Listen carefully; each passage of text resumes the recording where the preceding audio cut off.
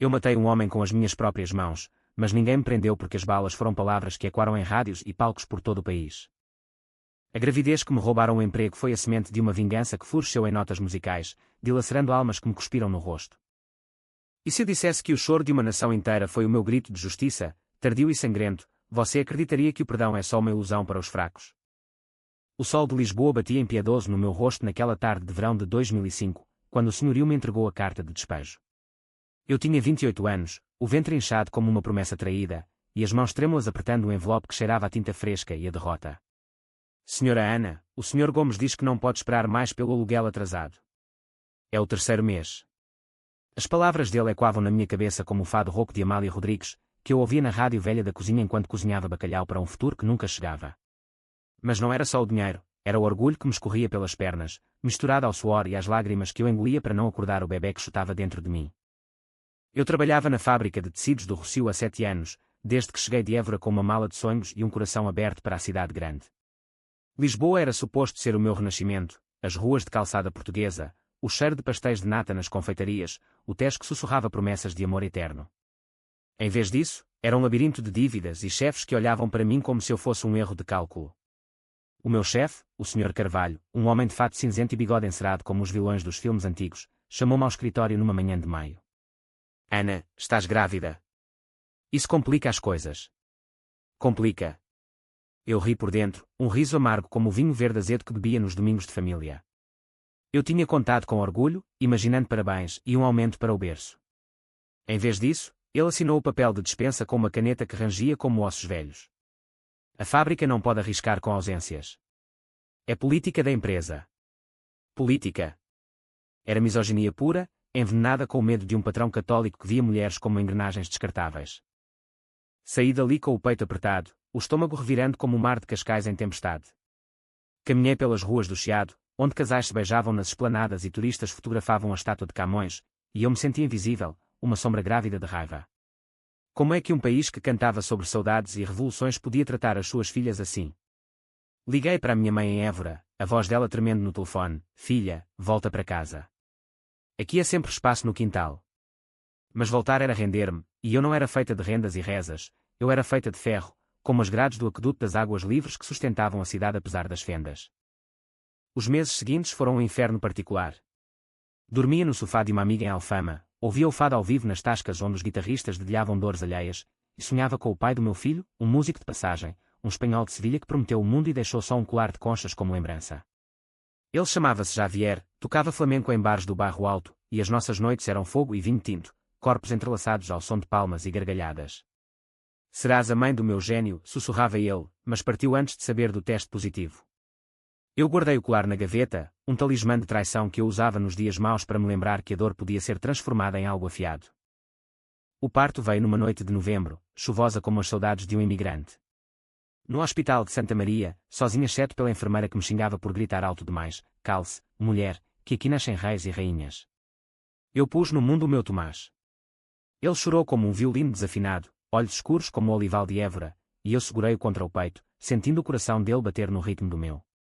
Tu e eu contra o mundo, meu amor, sussurrei, enquanto a chuva tamborilava na janela como um lamento fado. Naquele momento, a raiva pelo Sr. Carvalho transformou-se em algo mais profundo, uma fome de justiça, uma promessa de que o meu filho não cresceria a engolir injustiças como eu. Os anos iniciais foram uma dança precária entre empregos precários e noites em claro. Lavava escadas em prédios do Marquês de Pombal, servia bifanas em tasquinhas de Belém, e contava moedas para o leite em pó. Tomás era um rapaz quieto, mas com uma curiosidade que devorava tudo. Aos 3 anos, batucava panelas como se fossem timbalos, inventando melodias que me faziam parar e ouvir, o coração apertado de uma alegria misturada a medo. Mãe, ouve isto? É a chuva que dança com o sol. Ele ria, e eu via Javier nele, o fogo gitano que ardia por baixo da pele pálida portuguesa. Mas a cidade não perdoava os pobres, vizinhos cochichavam, aquela viúva solteira com o bastardo, e eu mordia a língua para não cuspir veneno de volta. Uma tarde, enquanto limpava o apartamento de uma senhora rica em Lapa, encontrei um violão esquecido no canto. Tomás, com 4 anos, pegou nele como se fosse uma extensão do braço, dedilhando cordas com dedos minúsculos. O som era puro, cru, como o vento no Cabo da Roca, o ponto mais ocidental da Europa, onde as ondas se espatifam contra as falésias como corações partidos. A senhora, uma viúva de olhos bondosos, parou e disse: o menino tem alma de músico. deixe-o aprender. Foi assim que começou. Aulas gratuitas na escola de música do conservatório, financiadas por caridade e pela teimosia de uma mãe que via no talento do filho a sua própria redenção. Mas a vingança não dorme, ela ferve devagar, como cozida à portuguesa no fogão lento. Em 2012, quando Tomás tinha 7 anos, eu decidi enfrentar o passado. Caminhei até à antiga fábrica, agora um centro comercial reluzente no Rossio, e entrei com o peito erguido. O Sr. Carvalho ainda lá estava, mais gordo, o bigode grisalho como musgo em lápides. Lembra-se de mim, senhor? Ana Ribeiro, a tecelã grávida que dispensou. Ele piscou, confuso, e eu continuei. Eu perdi tudo por causa da sua política. Mas o meu filho. Ele vai fazer esta cidade chorar o que me fizeram. Saí dali com as pernas tremendo, mas o veneno expelido, e Tomás, sem saber, tornou-se o meu arco e flecha. Os anos passaram como o Tejo correndo para o mar, inexoráveis, carregados de sedimentos. Tomás cresceu alto e magro, com cabelos negros que caíam sobre os olhos como cortinas de segredos. Aos 12, compôs a sua primeira canção, Sombras no Olival, uma balada sobre uma mãe que planta sementes em terra árida. Ele tocou-me na cozinha, o violão clássico que eu comprara com horas extras de limpeza, e as notas entraram em mim como facas doces, cortando as cicatrizes. É para ti, mãe. Para as noites que choraste sozinha. Eu abracei-o, sentindo o cheiro de sabão e juventude, e jurei que o mundo ouviria aquela verdade. Entrou no Conservatório de Lisboa aos 15, bolsista graças ao talento que ofuscava os filhos de famílias abastadas. Mas o bullying veio como uma maré alta, filho da puta solteira, sussurravam os colegas nos corredores de azulejos frios. Tomás voltava para casa com os punhos cerrados, mas eu ensinava-lhe, a dor é combustível, filho. Transforma-a em música que queima. Ele compunha então, noites inteiras, o quarto iluminado pela lâmpada fraca, e eu ouvia da sala, o coração inchado de orgulho e terror. Porque o sucesso é uma corda bamba, e cair de lá dói mais que o chão duro da pobreza. Em 2020, aos 15, ele subiu ao palco do Festival da Canção pela primeira vez. A música chamava-se Eco da Chuva, sobre perda e renascimento, e o público no Coliseu dos Recreios ficou em silêncio, depois explodiu em aplausos que sacudiram as paredes. Eu estava na última fila, mãos suadas, vendo o meu menino, agora homem, inclinar-se sobre o microfone, voz rouca como o fado moderno. Esta é para as mães que o mundo esquece. Lágrimas rolaram pelas minhas faces, misturadas ao suor do verão pandémico, e eu soube, a vingança começava ali, nota por nota. Mas o passado não morre, ele regressa como fantasmas em noites de São João. O Sr. Carvalho, agora reformado, viu Tomás na televisão. Ligou para a fábrica, agora gerida pelo seu filho, e comentou casualmente, aquele cantor. Parece a rapariga que dispensámos há anos. Que ironia! O filho dele, um homem de terno caro, investigou, e o nome, Ana Ribeiro, surgiu nos arquivos poeirentos. Mandou-me uma carta, senhora, o passado é passado. Mas se o seu filho quiser patrocínio, podemos conversar. Patrocínio. Era suborno disfarçado, uma tentativa de comprar o silêncio que eu nunca dera. Eu rasguei a carta, mas guardei o endereço. Tomás, agora com álbuns de platina e concertos em Porto e Coimbra, não sabia da podridão que eu carregava. Ele escrevia canções sobre amor e saudade, inspirado nas histórias que eu contava ao lume, o avô que emigrara para a França, a avó que tecera tapete sem Évora até os dedos sangrarem. Mas eu via nas letras dele ecos da minha dor, versos sobre mães traídas, filhos sem pais, cidades que devoram os fracos. Mãe, a música cura, dizia ele, abraçando-me após um concerto esgotado no Altice Arena. Cura. Não, filho. Revela. A oportunidade de vingança veio em 2025, no Festival de Música de Lisboa, onde Tomás era cabeça de cartaz. O evento era patrocinado pela antiga fábrica, agora uma marca de luxo que vendia tecidos éticos em lojas chiques do Chiado. O filho do Carvalho, o senhorinho arrogante chamado Miguel, seria o orador de abertura. Eu planeei tudo nos mínimos detalhes, um vestido simples de linho preto, como o luto que nunca vestira, um bilhete VIP comprado com as minhas poupanças, e uma canção nova de Tomás, Fios Partidos, que ele me mostrara na véspera. É sobre tecelãs que se vingam com linhas invisíveis, explicou ele, olhos brilhando. Eu sorri, sabendo que as linhas eram minhas. A noite era quente, o ar carregado do cheiro de sardinha assada das festas de rua. O público enchia o terreiro do Paço, lanternas chinesas flutuando como almas perdidas sobre o Tejo. Miguel subiu ao palco, microfone na mão, voz oleosa. Esta fábrica, outrora humilde, agora simboliza o progresso português. Apoiamos talentos como Tomás Ribeiro, porque acreditamos no futuro. Risos educados, aplausos mornos. Então, Tomás entrou, violão ao ombro, luzes azuis dançando no seu rosto como ondas noturnas. Começou devagar, dedilhando acordes que pareciam sussurros de confissão. As linhas que tece no teu tiar viraram espinhos no teu colchão de rei. Eu plantei sementes na tua sombra, e elas cresceram para te engolir inteiro. A multidão calou-se, sentindo o peso. Tomás cantava com os olhos fechados, voz subindo como uma onda, e eu via nos rostos, rostos de famílias, amantes, estranhos, o reconhecimento da dor universal. Mulheres apertavam as mãos dos maridos, homens limpavam lágrimas discretas. Miguel, no palco lateral, empalideceu. Ele reconheceu as palavras, eu via no tremor da sua mão. O refrão explodiu, grávida de raiva, expulsa do ninho, o meu ventre gritou, mas tu foste cego, agora o meu sangue canta a tua queda, e o país chora o que me roubaste, ó traidor. Era a minha história, tecida nas notas dele, sem nomes, mas afiada como uma navalha. Tomás abrira o meu diário semanas antes, ler as páginas amareladas sobre a fábrica, e transformar-as em arte. Para ti, mãe, dissera ele. Para que o mundo ouça. O público irrompeu em soluços coletivos quando o último acorde ecoou. Mulheres choravam abertamente, homens baixavam a cabeça, e o tejo parecia parar para ouvir. Miguel tropeçou ao sair do palco, jornalistas cercando-o com microfones. Senhor Carvalho, esta canção é sobre a sua empresa. Ele gaguejou, suor perlando a testa, e eu, na primeira fila, ergui o queixo, sentindo o veneno evaporar como névoa matinal. Dias depois, os jornais de todo o país, do público ao Correio da Manhã, estampavam manchetes, a balada da vingança, como uma mãe expulsa inspirou o hino nacional das lágrimas. A fábrica perdeu contratos, ações caíram como folhas de outono, e Miguel renunciou em escândalo, admitindo publicamente o erro do pai. Foi uma injustiça que manchou gerações, disse ele numa entrevista, voz quebrada. Tomás ganhou prémios, mas recusou patrocínios corporativos. A minha mãe ensinou-me que a música é para os oprimidos, não para os opressores. Eu e Tomás caminhámos pelo rocio naquela primavera, o sol filtrando pelas folhas das árvores, e ele perguntou, mãe, foi por isso que me contaste aquelas histórias? Para eu vingar-te. Eu parei, toquei o colar de conchas no pescoço dele, o talismã de Javier que passara para ele. Não, filho. Para que tu voasses livre. A vingança foi o bónus que o destino teceu. E assim, em Portugal, terra de fados e revoluções, uma mulher despedida encontrou justiça não em tribunais, mas em corações partidos por uma melodia. O país chorou, e eu, finalmente, perdoei, não eles, mas a mim mesma, pela raiva que me consumira tanto tempo.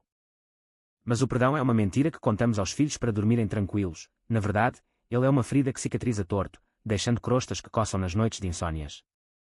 Depois do festival, a vida não se endireitou como um caminho de pedra polida em Sintra. Em vez disso, torceu-se em espirais de fama e fantasmas. Tomás tornou-se o queridinho da nação, capas de revistas no El Corte Inglés, entrevistas na RTP onde contava anedotas da infância em Alfama, e convites para cantar em casamentos reais no Palácio de Queluz. O fado moderno, chamavam-lhe os críticos, misturando a saudade portuguesa com toques de flamenco que ele herdara do pai invisível. Eu via-o na televisão, sorriso largo sob as luzes de estúdio, e sentia um orgulho que doía como um osso partido mal soldado. No entanto, a fama trouxe os abutres. Agentes de Los Angeles ligavam à meia-noite, prometendo Grammys e palcos em Nova York, mas eu avisava, ele é português até à medula, não um produto de exportação. Tomás ria, mas eu via nas olheiras dele o peso, a pressão de ser o filho da vingança, como os tabloides o apelidavam. Uma noite, após um concerto no Casino Estoril, ele voltou para casa, o nosso apartamento modesto em Graça, com vista para o castelo de São Jorge, e desabou no sofá, violão ao lado como um amante traído. Mãe, toda a gente quer um pedaço de mim, mas ninguém quer a verdade por trás. Eu sentei-me ao pé dele, passei a mão pelos cabelos emaranhados, e contei-lhe sobre a noite em que o Sr. Carvalho me olhara nos olhos e dissera, mulheres como tu não duram nesta fábrica. Tomás ouviu, olhos fixos no chão de mosaicos hidráulicos, e murmurou, então, a próxima canção vai ser sobre abutres. Essa canção nasceu 3 dias depois, numa sessão improvisada na cave de um amigo em Moraria. Chamava-se Asas Cortadas, e era um hino aos imigrantes que Portugal vomitava para o mundo, versos sobre aviões que decolam cheios de sonhos e aterram em terras frias, onde o sotaque lisboeta soa como exílio. Ele gravou-a num estúdio caseiro, com um produtor de Coimbra que tocava acordeão como se fosse um fole de lamentos antigos. Quando a lançámos no Spotify, subiu nas paradas como uma maré viva, e o país dançou, ou chorou, ao ritmo dela. Eu recebi mensagens de estranhos, a sua história salvou a minha irmã, grávida e sem emprego. Era vingança em ondas, espalhando-se pelo Douro, pelo Alentejo, até as Ilhas da Madeira onde as mulheres teciam redes de pesca e segredos. Mas os fantasmas do Carvalho não descansavam. Miguel, o filho, tentou redimir-se publicamente, doou para abrigos de mães solteiras em nome da família, apareceu em talk shows a pedir desculpas genéricas. Erros do passado devem ser corrigidos, dizia ele, com um sorriso de dentes branqueados que me dava náuseas. Eu ignorei, mas Tomás não. Numa entrevista ao Jornal de Notícias, ele foi direto: a minha mãe perdeu tudo por uma política, que era só medo. Se a fábrica quer corrigir, que pague as noites em claro dela. O escândalo rebentou de novo, ações caíram mais, e Miguel ligou para mim pessoalmente, voz trêmula: Senhora Ribeiro, por favor, diga ao seu filho para parar. Estamos a sofrer. Sofrem. Eu ri no telefone, um riso seco como o pão alentejano: bem-vindos ao clube, senhor. Mas o sofrimento ensina, uso para mudar. Enquanto isso, a minha vida ganhava camadas inesperadas. Com o sucesso de Tomás, comprei um pequeno estúdio em Évora, perto da casa da minha mãe, onde plantava oliveiras e escrevia memórias num caderno de capa de cortiça. Voltava a Lisboa nos fins de semana, mas o campo curava, o cheiro de terra molhada após a chuva, o canto dos roxinóis nas madrugadas, o vinho tinto que bebia com as vizinhas, contando histórias de vingança como se fossem fados leves. Uma delas, a Dona Rosa, viúva de um pescador do Sado, disse-me um dia: Ana, tu vingaste não só a ti, mas a todas nós. És como a Joana d'Arc, mas com um violão em vez de espada. Ri-me, mas o elogio ficou, uma armadura invisível contra as dúvidas que ainda me assaltavam às 3 da manhã. Tomás, porém, começava a rachar.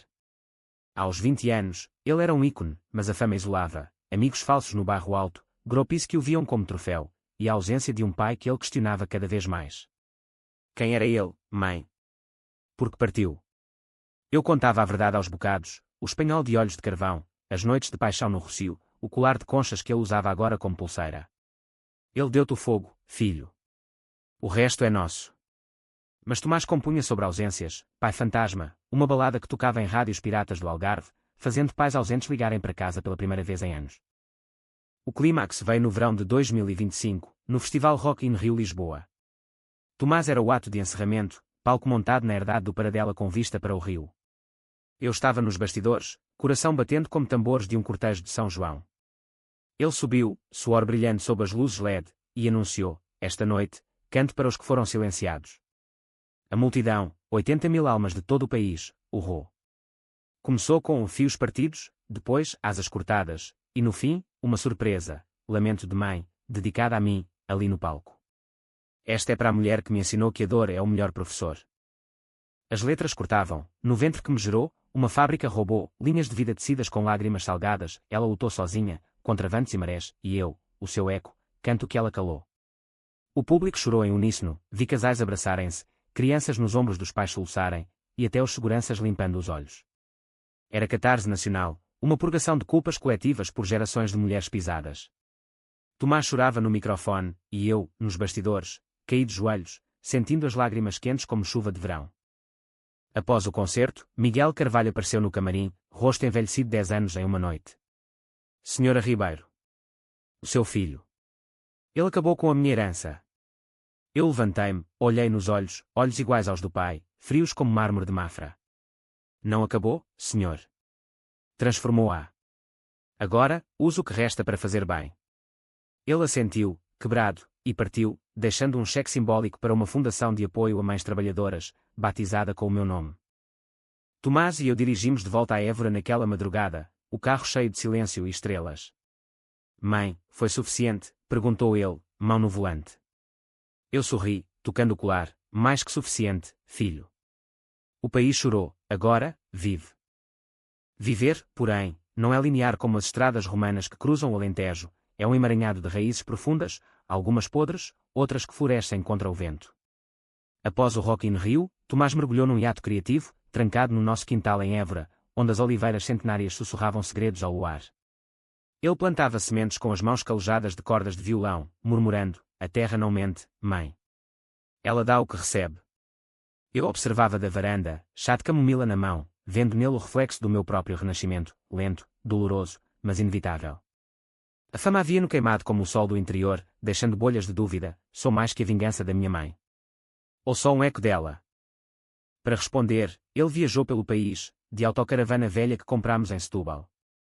Começou pelo norte, em Guimarães, berço da nação, onde tocou em festas de aldeia para avós que dançavam ao som de concertinas.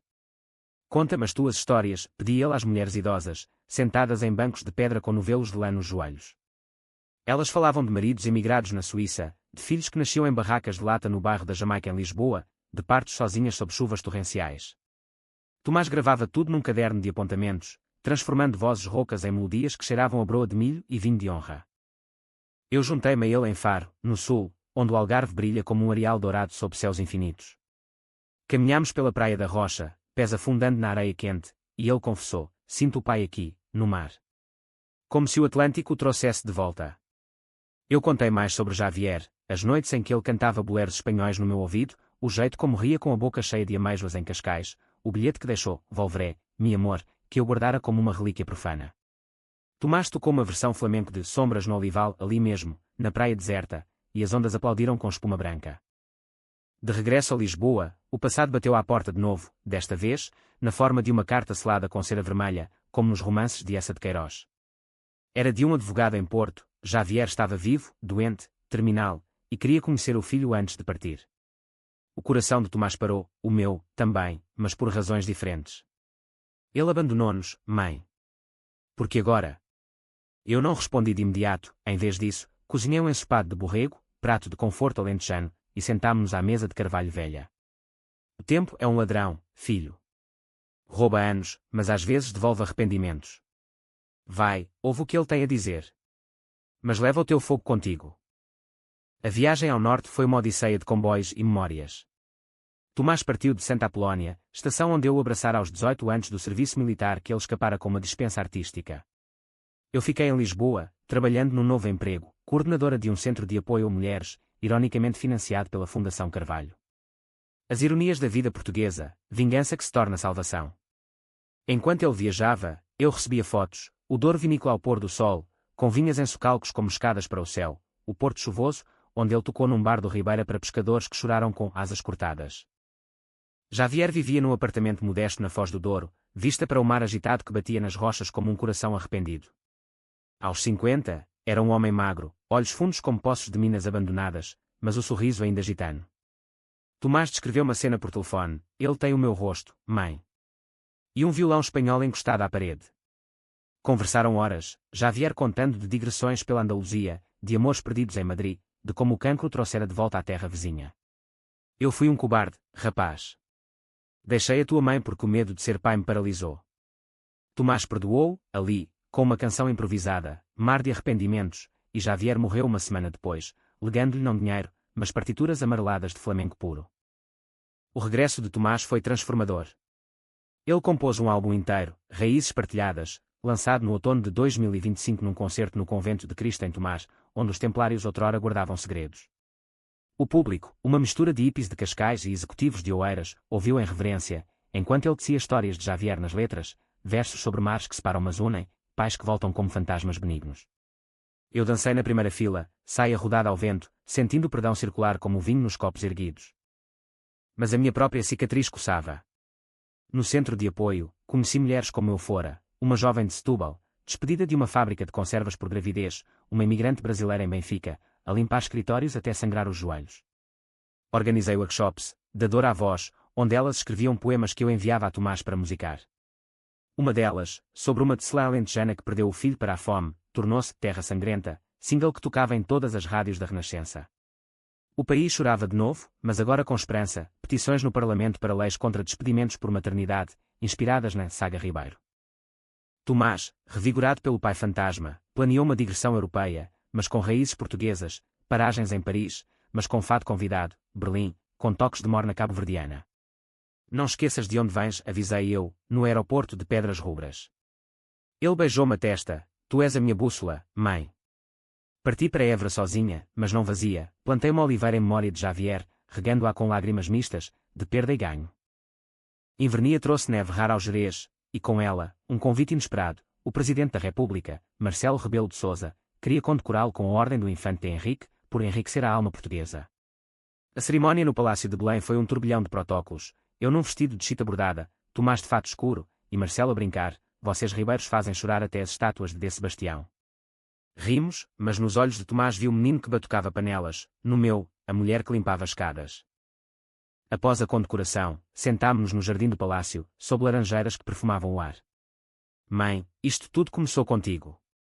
A gravidez, a fábrica, a música. Eu peguei na sua mão, começou conosco. E continua. O país, através de canções dele, aprender a chorar as injustiças, eu, a perdoar sem esquecer. Continuar é abraçar o fluxo do Tejo, que carrega detritos mas também peixes prateados para o mar. O inverno de 2025 se deu a uma primavera explosiva, com amendoeiras em flor no Douro como nuvens cor-de-rosa contra o céu azul. Tomás lançou Raízes Partilhadas numa edição limitada de vinis prensados em Porto, capas ilustradas com azulejos de motivos moriscos que eu escolhera pessoalmente. O álbum vendeu como pão quente nas feiras de rua de Évora, e ele dedicou a primeira tiragem às mães que tecem destinos partidos em tapeçarias inteiras. A digressão europeia começou em Bruxelas, onde a chuva belga lembrava a saudade lusitana. Tomás tocou no Cirque Royal, misturando fios partidos com um cover de La Llorona, que Javier lhe ensinara por carta. A diáspora portuguesa encheu o salão, taxistas de Alfama agora motoristas de Uber, donas de casa de Moçambique que limpavam hotéis. Choraram, aplaudiram, e depois cercaram-no com histórias. A tua música trouxe-me de volta a Lisboa, sem bilhete de avião.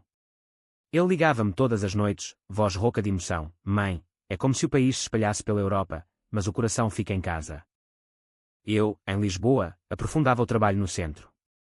Com o apoio da Fundação, expandimos para um programa de mentoria musical. Mães solteiras aprendiam guitarra básica, compondo canções sobre as suas batalhas. Uma delas, a Maria de Almada, uma ex-operária de estaleiros navais, escreveu Correntes Salgadas sobre o marido que partira para o mar e nunca voltara. Tomás gravou-a remotamente, da estrada em Amsterdão, e o single tornou-se hino feminista, tocando em manifestações pelo Dia da Mulher em Lisboa. Eu via nas participantes ecos de mim, olhos cansados mas faiscantes, mãos calejadas que agora dedilhavam cordas em vez de esfregões. Mas a vingança, como o vinho do Porto, amadurece e às vezes azeda. Miguel Carvalho reapareceu, desta vez com uma proposta genuína, uma parceria para um documentário sobre mulheres na indústria portuguesa, financiado pela empresa reformada. Queremos contar a sua história, Ana. Sem filtros. Hesitei, sentindo o estômago revirar como no dia da despensa. Aceitei, mas com condições. Tomás narraria, e as vozes seriam das mulheres reais, não de atores polidos. Filmámos em locações cruas, a antiga fábrica no Rossio, agora loft de artistas, escadas de prédios em celas onde ele limpara, o Hospital de Santa Maria, com berços vazios como testemunhas mudas. O documentário, Tecidos de Lágrimas, estreou no Festival de Cinema de Guimarães em maio. O auditório lotado, críticos de canos misturados a tecelãs alentejanas, ficou em silêncio durante os 90 minutos, imagens granuladas de mim jovem, grávida e furiosa, intercaladas com Tomás a cantar Lamento de Mãe. No fim, aplausos que duraram minutos, e Miguel, ao meu lado, murmurou, obrigado por nos obrigar a ver. Era redenção parcial, ele chorou na premiere, e a empresa anunciou um fundo de compensações para vítimas antigas de despedimentos injustos. Tomás, da digressão em Madrid, viu o trailer e ligou, mãe, és uma guerreira. O pai teria orgulho. Orgulho, palavra que eu raramente ouvira na juventude, quando o meu próprio pai, um oleiro de Évora, me dizia, mulheres casam, não sonham. Javier, pelo menos, plantara sementes de sonho.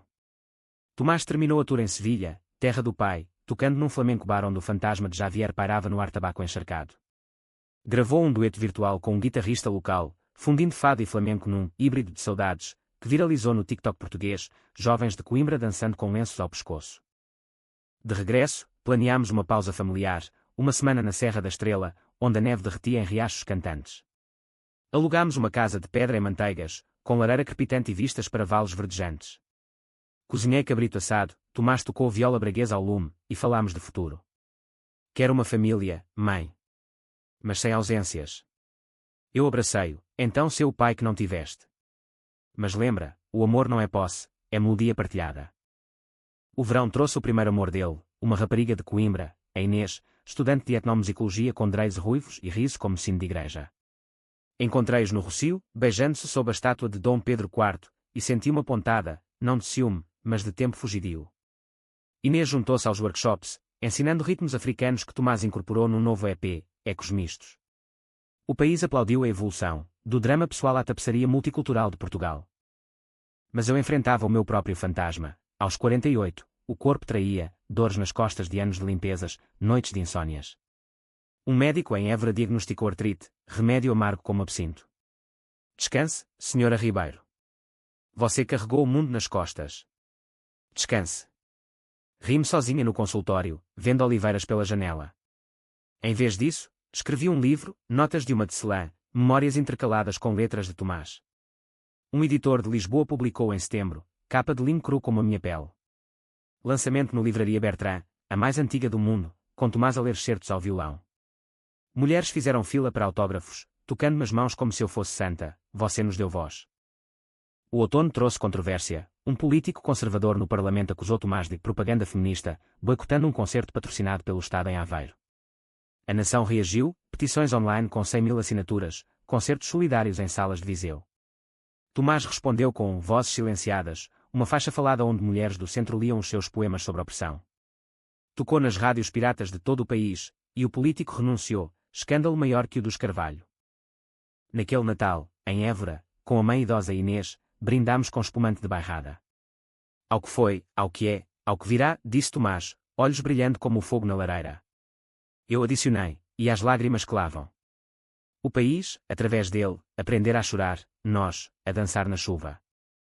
Dançar na chuva é abraçar o improviso do fado, onde cada nota tropeça mas avança.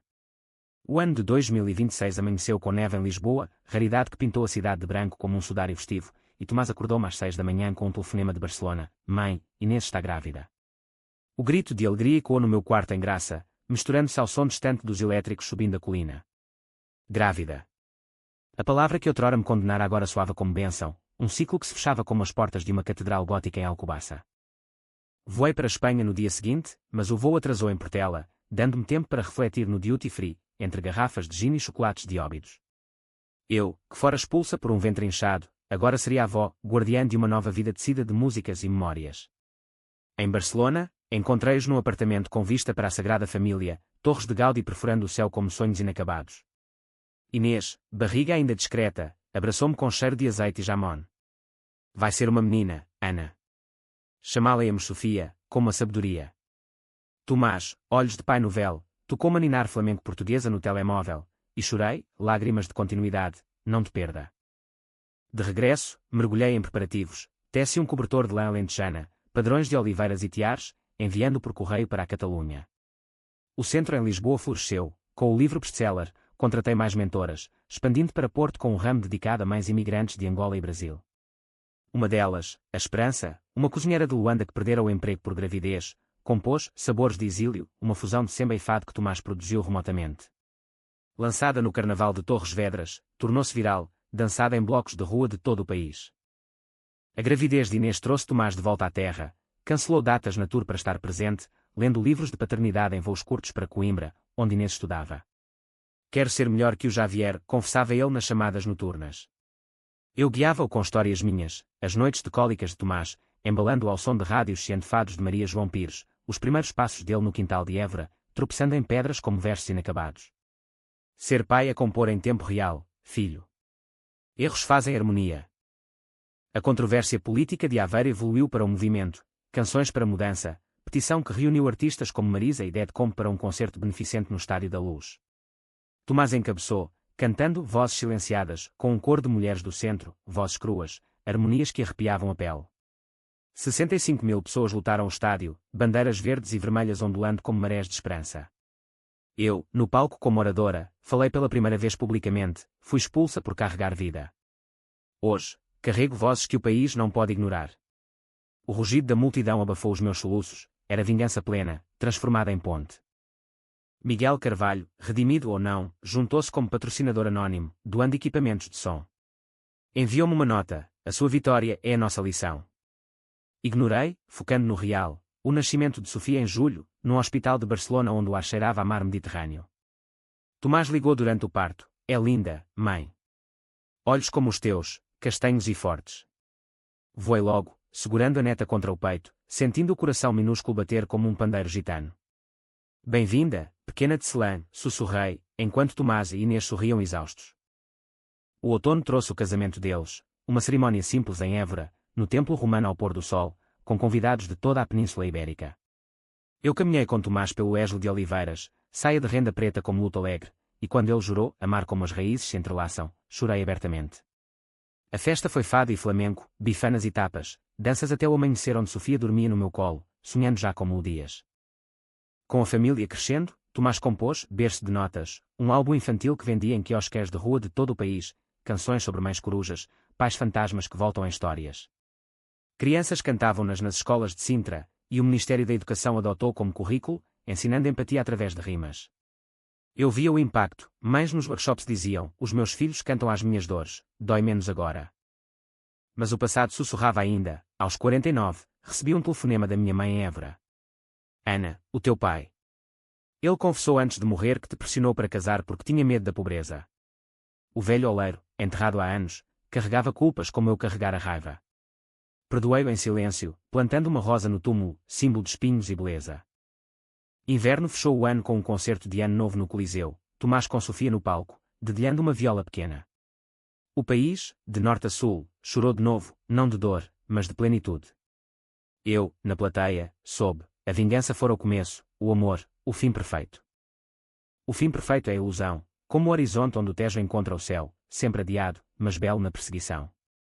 2027 trouxe ventos de mudança. Tomás, agora pai de uma Sofia tagarela que batucava colheres como castanholas, planeou um projeto ambicioso, um festival de música para mães, vozes tecidas, em Rotting locations pelo país. Começámos em Lisboa, no Jardim da Estrela, onde tendas de linho abrigavam oficinas e palcos improvisados.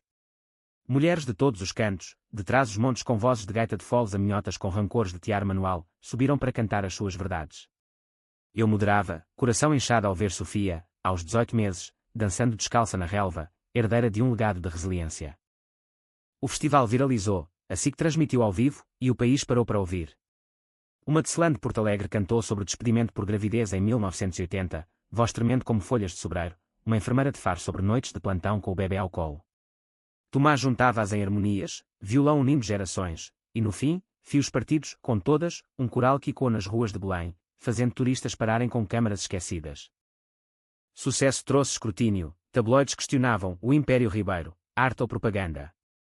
Tomás riu em entrevistas, mas eu via o cansaço nos ombros dele. Mãe, ser voz é pesado. Ensinava-lhe o que aprendera, descarrega na música, filho.